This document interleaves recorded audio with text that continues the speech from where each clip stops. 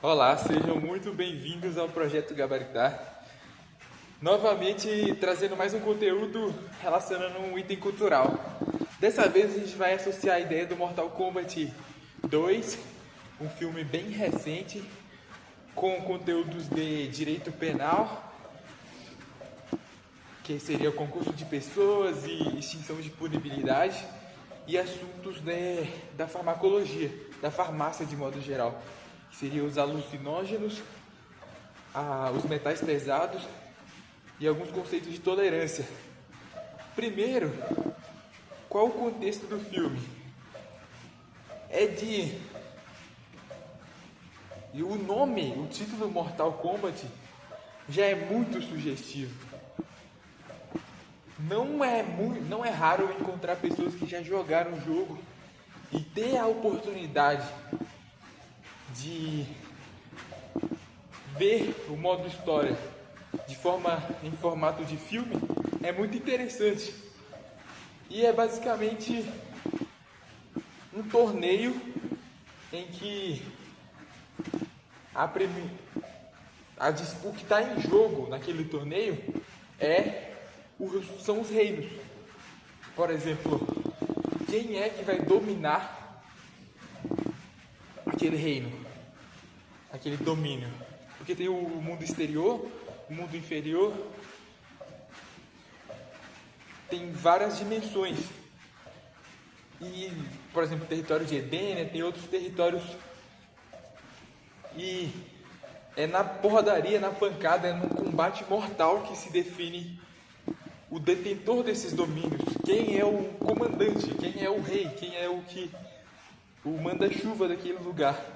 E esse combate é mortal, ou seja, esse torneio estimula que os competidores matem um ao outro, para o que sair vivo dessa carnificina é consagrado o chefão. Então é nesse contexto que estamos. E esse torneio acontece periodicamente. O início do filme mostra o pai da Kitana, que é o Jerrod, lutando, dando sua vida para defender Edenia. Ele era o guerreiro que mais estava conseguindo êxito, o único que sobreviveu. E ele batalhou contra o Shao Kahn. Embora ele tenha lutado bravamente, ele não conseguiu obter êxito nessa luta. Ele não venceu. Ele morreu então. Então esse domínio todo ficou nas mãos de Shao Kahn. Kitana, insatisfeita porque o pai dela tinha morrido, ela guardou aquilo no coração. Guardou a sede de vingança, a sede de honrar o pai dela de alguma forma. E ela encontrou na vingança essa oportunidade. Então a partir daquele momento ela começou a treinar. Treinava incessantemente, incansavelmente. Como grande apoio nessa jornada, ela teve a ajuda da Jade, que também era uma súdita do Shao Kahn, e elas treinavam juntas. Fato é que em um desses treinamentos, Jade dá a Kitana uma arma diferenciada. É um leque, mas aos olhos desatentos parece algo inofensivo. Mas esse mesmo leque é construído em metal. E esse metal vira uma arma que a Kitana utiliza no combate, que é um presente de Jade.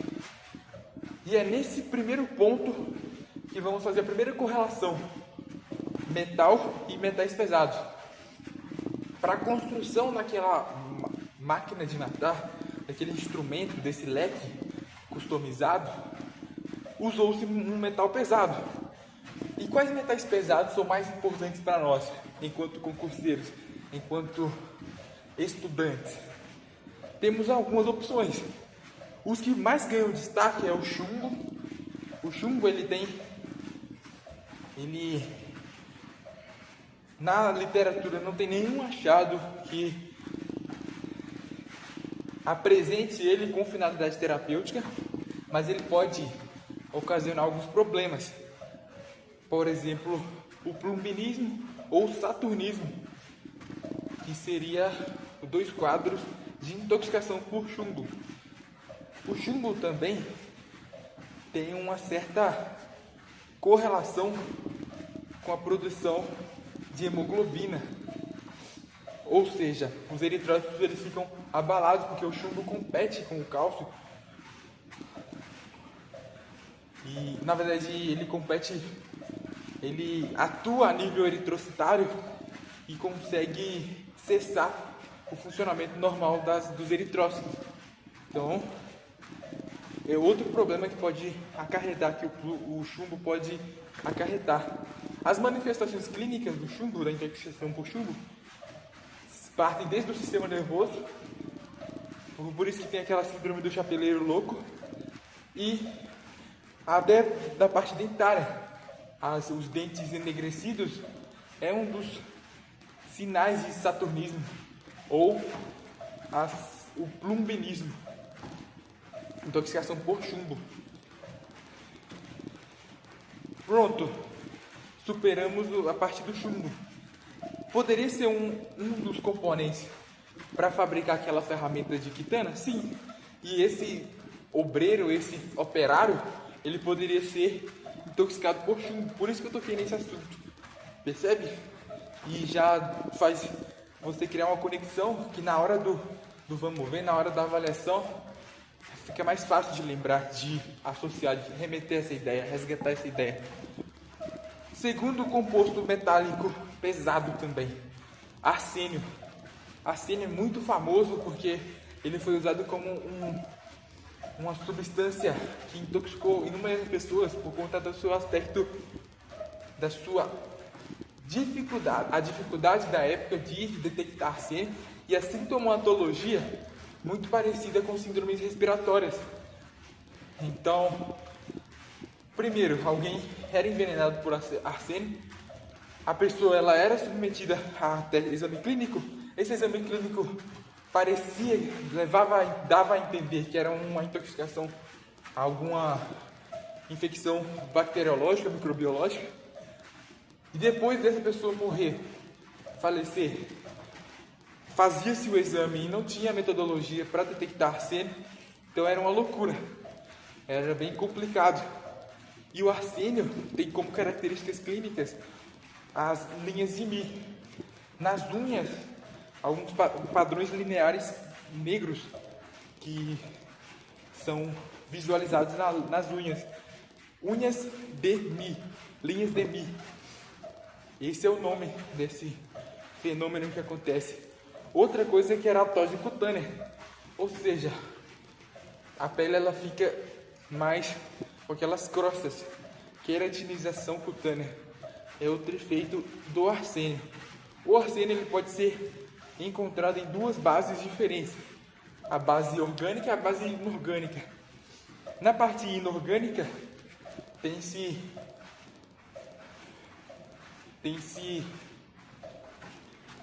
arsenato, arsenito. Na parte orgânica temos a conjugação do arsênio, que pode gerar outras substâncias. E ela é principalmente encontrada em corpos hídricos. Por exemplo, por isso tanta atenção na deposição de materiais pesados nas águas.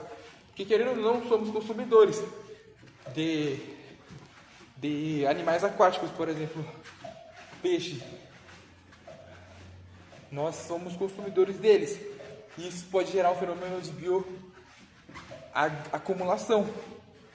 Os indivíduos, os seres de nível trófico superior, eles costumam ter acumulado em seus organismos materiais pesados, metais pesados.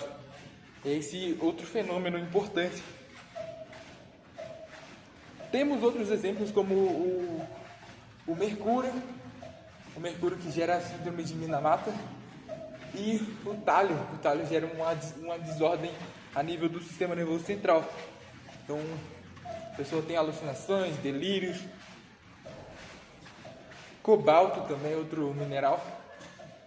Mas os mais expressivos eu já listei: mercúrio, chumbo e arsênio, que tem mais significância para nós enquanto estudantes.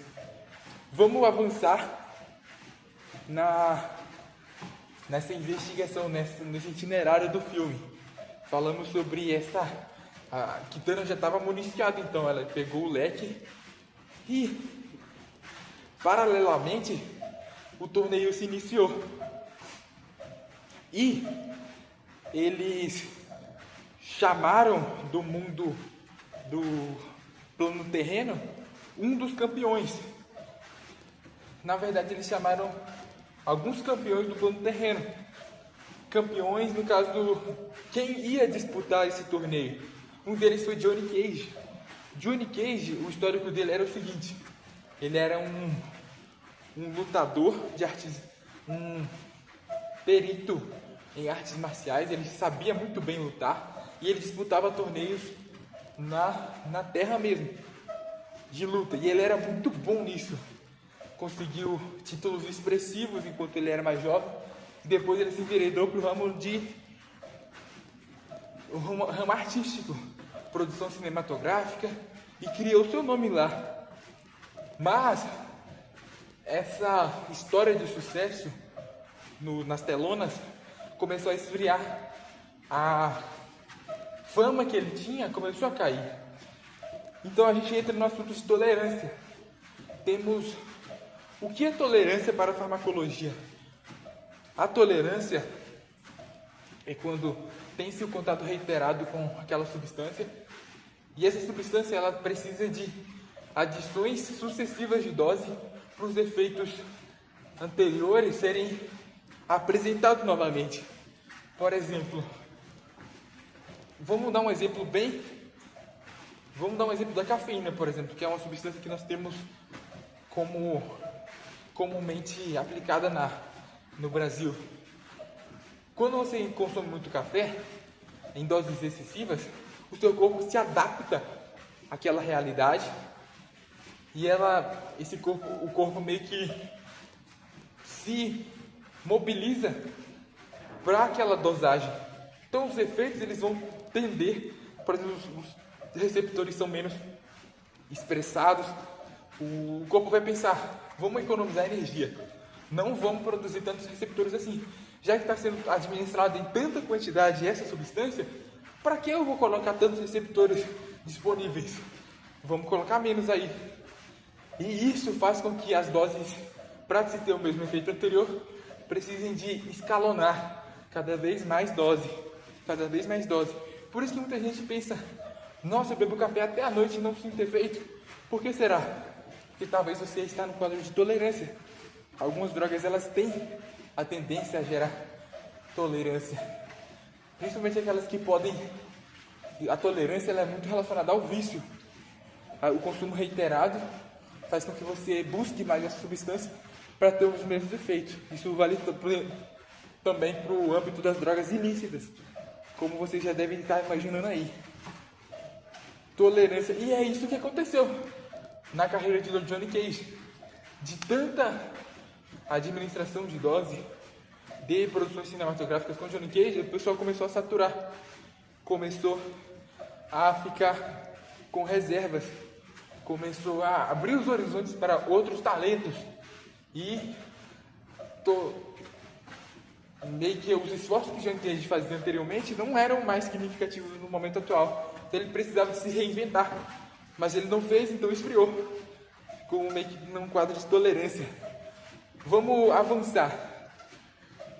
Agora, entrando no universo do direito penal, a gente vai entrar levemente no universo do direito penal e depois a gente vai voltar para o universo da farmacologia com a parte dos alucinógenos. Ao longo do filme, paralelamente ao o torneio rolando, porradaria comendo solta, em um dos momentos, as forças opostas elas estavam. Alguns fiéis ao Shao Kahn queriam que ele continuasse no domínio, e outros uma força rebelde, a força que estava querendo confrontar esse poder do Shao Kahn. O lado do Shao Kahn, os fiéis ao Shao Kahn, estavam desenrolando métodos para trazer imortalidade ao Shao Kahn. Mas para isso eles precisavam de reviver, fazer a ressurreição do Keno. Porque o Keno tinha roubado meio que uma pedra filosofal verde, tipo uma joia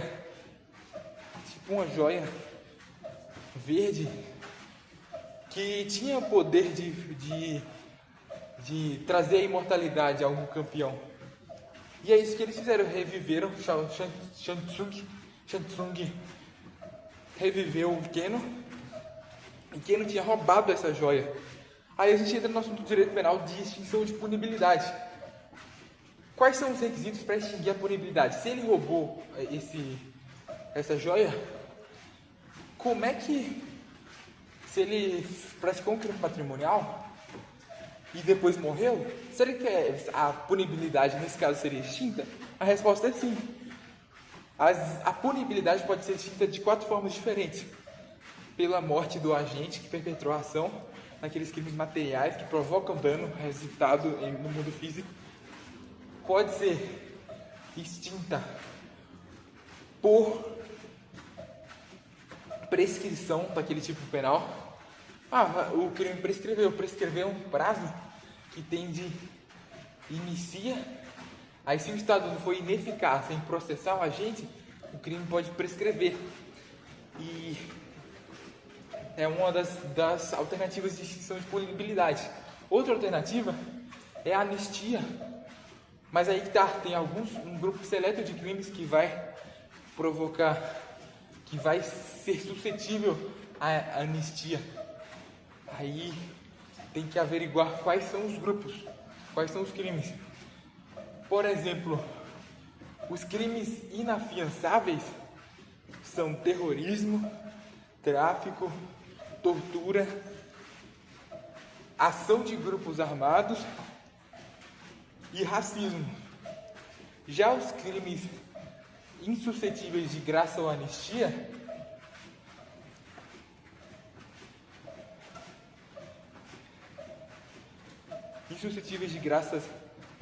ou anistia teriam um rol mais fechado.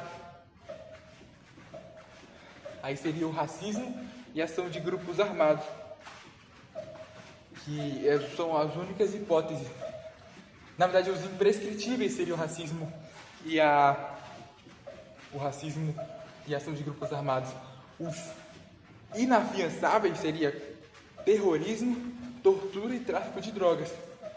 Inafiançáveis, insuscetíveis de graça ou anistia. Percebe que no direito penal ele tem esses nuances que também tem uma relevância considerável. Então, prescrição, anistia, morte do agente e último, a abolição do crime. Se o crime for deixar de ser crime, para que eu vou processar ele se não vai ter significância? No Brasil vigora a lei penal. A única lei penal que pode retroagir, a regra é não retroagir, mas a única que pode retroagir é quando ela for mais benéfica ao réu. Se o réu ele seria preso, mas ele vai ter uma liberdade, percebe que a liberdade é muito melhor para ele? Então, é uma ultratividade da lei penal em favor do réu, em bona parte. Então, é permitido no Brasil como exceção, de forma excepcional. Pronto. Extinção e disponibilidade são esses os 4 elementos. Agora, avançando no filme, e aí uma desses elementos seria o Keno morto, um agente morto sem punição, mas ele reviveu. Então aí não dá para, o direito penal não teria essa alçada de competência, porque não tem esse fenômeno acontecendo a todo momento. Vamos lá. Avançando no filme, temos uma luta final. Por quê? Porque essa joia, ela é direcionada, ela está junto com na verdade, o pessoal rebelde, o pessoal que é contrário a Shao Kahn, tenta invadir o palácio dele e pegar essa joia e quebrar ela para tirar a imortalidade do Shao Kahn. Só que aí que tá. Sub-Zero foge com essa pedra, com essa gema e vai para o mundo inferior. E no mundo inferior, outras pessoas também seguem ele. Por exemplo, para tentar pegar Sub-Zero, no caso, ele meio que teve uma mistura, fez uma fusão com outro personagem lá. E aí ele estava se prestando a Shao Kahn. Ele estava meio que sendo o guardião. Ele estava alinhado, era partidário do Shao Kahn. E aí ele estava tentando impedir que a competição que os aliados, que os contrários a Shao Kahn e alinhados e partidários do Raiden, pegassem aquela gema. E aí começou um conflito no mundo inferior. E aí a gente entra no assunto de concurso de pessoas. Quando a luta, a prática de um crime, que seria homicídio, matar outra pessoa, quando ela é feita em grupo, você pode ter concurso de pessoas. Mas aí precisa de ter alguns elementos para ser concurso de pessoas. O primeiro deles, pluralidade de agentes. Isso é óbvio. Tem que ter mais de uma pessoa para ser concurso de pessoas. Depois, liame subjetivo. Se eles não acordarem nada anteriormente, aí seria uma autoria colateral. Duas pessoas querendo matar outra pessoa, sem saber da intenção uma da outra entre si, elas praticam no mesmo momento. Autoria colateral. Não é concurso de pessoas. Tem que ter o liame subjetivo, uma alinhação prévia, mesmo que seja muito rápida. Tipo, bora, segundos antes da prática, saber da intenção do outro e falar, opa, bora praticar esse crime. Liame subjetivo já foi, check. Tem de ter identidade da infração penal. Não pode, por exemplo, um dos crimes, por exemplo, eles vão roubar uma agência. Aí um cara pratica o roubo efetivamente, agride para obter o patrimônio alheio, e o outro pega um ambulante na rua e assedia ela. Não percebe que não tem nexo as duas figuras criminais? Isso é só um exemplo. Ou esse cara calunia outra pessoa que está passando na rua. Percebe que são crimes diferentes. Tem que ter a identidade da infração penal. Ambos têm que estar no mesmo crime, nessa mesma marcha criminosa. Identidade da infração penal, que é outro elemento fundamental. Então esses os elementos para concurso de pessoas acontecer. Sendo que cada integrante desses aliados, eles vão ajudar, eles vão ser penalizados conforme o seu envolvimento na ação penal. Por exemplo, podemos ter coautoria e participação. A coautoria é ajudar no verbo mesmo, e a participação seria, por exemplo, se o cara vai praticar o homicídio, você entrega a arma, os meios para que ele pratique o homicídio. Percebe que tem uma diferença entre coautoria e participação. Esses são os elementos, e aí nessa luta final houve concurso de pessoas. Ambos queriam matar o Scorpion, o Johnny Cage, até mesmo todos esses campeões, eles queriam matar o Sub-Zero. Então houve concurso de pessoas. Último tópico, alucinógenos. Dentro do mundo inferior, onde Scorpion estava meio que preso, ele tinha umas visões mais amenas daquele sofrimento. Então a gente pode entrar no assunto de alucinógeno. Alucinógeno pode gerar visões, abertura de compreensão. Delírio e alucinação. Qual a diferença entre os dois? Delírio, algo que é impossível que aconteça no plano terreno, algo impossível que aconteça na realidade, só acontece na sua mente. Por exemplo, ver dragões, ver alienígenas. A alucinação é algo que é totalmente viável que aconteça, mas não está acontecendo naquele momento. Então, devido aos sentidos apurados que a substância proporciona, essa pessoa ela pensa que está acontecendo uma coisa que não está acontecendo, ouve sinais sonoros que não estão acontecendo, ela enxerga as cores e as formas de forma diferente, distorcida, enxerga cores muito intensas, a percepção dela fica muito apurada, muito sensível também ao mínimo dos efeitos, e ela começa a imaginar cenários que não estão acontecendo. Pessoas batendo na porta, é plenamente possível que as pessoas batam na porta, sim, mas ela no momento, na situação real, confronto entre mente e realidade, na mente dela, a pessoa está batendo na porta. Na realidade, não está acontecendo isso. Isso é alucinação. É um descontrole, um desencaixe com a realidade.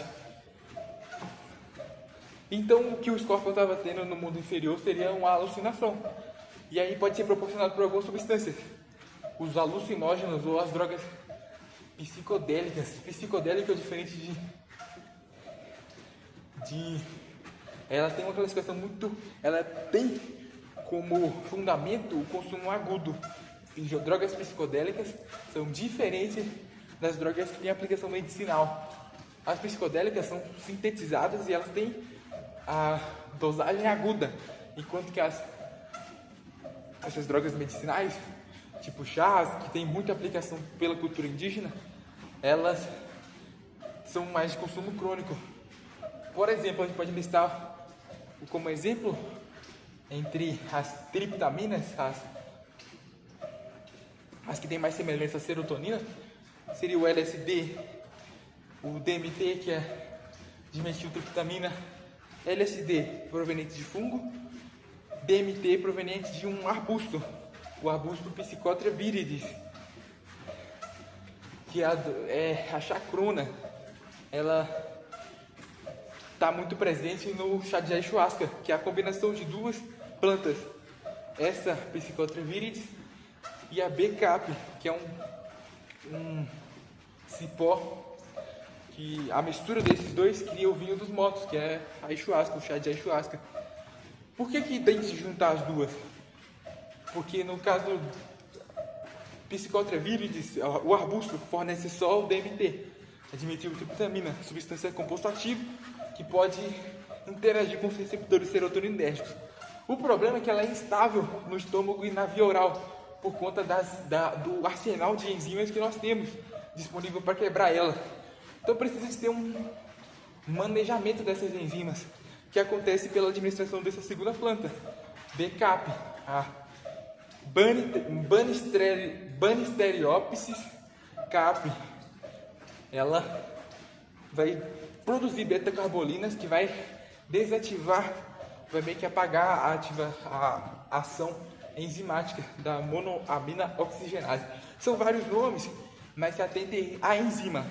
Ela vai desligar o funcionamento de uma enzima, que pode comprometer a atividade do DMT, dimetiltriptamina. E é isso que acontece. Ele tem fatores psicodélicos? Sim.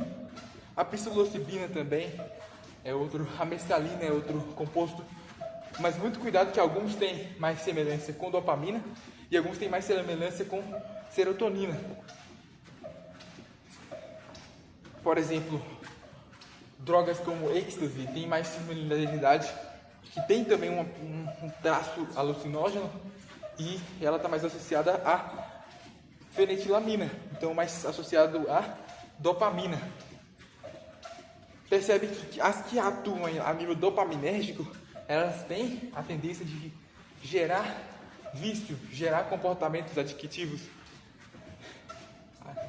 E por conta de trabalhar com esse sistema de recompensa e de a pessoa querer aumentar a dose, criar tolerância, criar um vício naquela substância. Já como eu já mencionei, o LSD, o chá de ayahuasca, o vício nessas hipóteses é muito raro, porque não atua no sistema de recompensa. Mas o risco de morte ou o risco de vida pode ainda existir. Porque imagina, um dos quadros de alucinação é a megalomania. É o sentimento de que você pode tudo. Você pode voar, você pode pular do prédio que não vai acontecer nada. Você pode entrar na frente de um carro que você vai poder parar ele com um dedo. Percebe que é arriscado. A pessoa fica estimulada a ter comportamentos nocivos à sua própria integridade física. Então, ela tem seu risco sim. Então é isso, pessoal. E o filme termina com tudo dando certo. O Johnny Cage ajuda com o poder dele lá, que ele nem sabia que tinha. Outros, Liu Kang também contribui com lançando poder lá. Jade também contribui com o bastão lá, lançando poder. E com essa fusão de poderes acontece a ruptura da gema. E a Kitana consegue destruir Shao Kahn, fazendo com que ela se torne a nova imperatriz e destrói a hegemonia do Shao Kahn. E meio que vinga o pai dela, o Gerrod, de Edenia. Edenia, principalmente, tem paz. E é isso, pessoal. Mortal Kombat 2 importante, assim como para ficar fortão, para ficar bom no combate, tem que se exercitar, então se exercite aí. Como eu tô dando uma corridinha aqui, faça o mesmo em sua residência, ou talvez não precise de muito, pode fazer uma caminhada, que já faz muito bem para a saúde. Estimulo demais essa prática aí.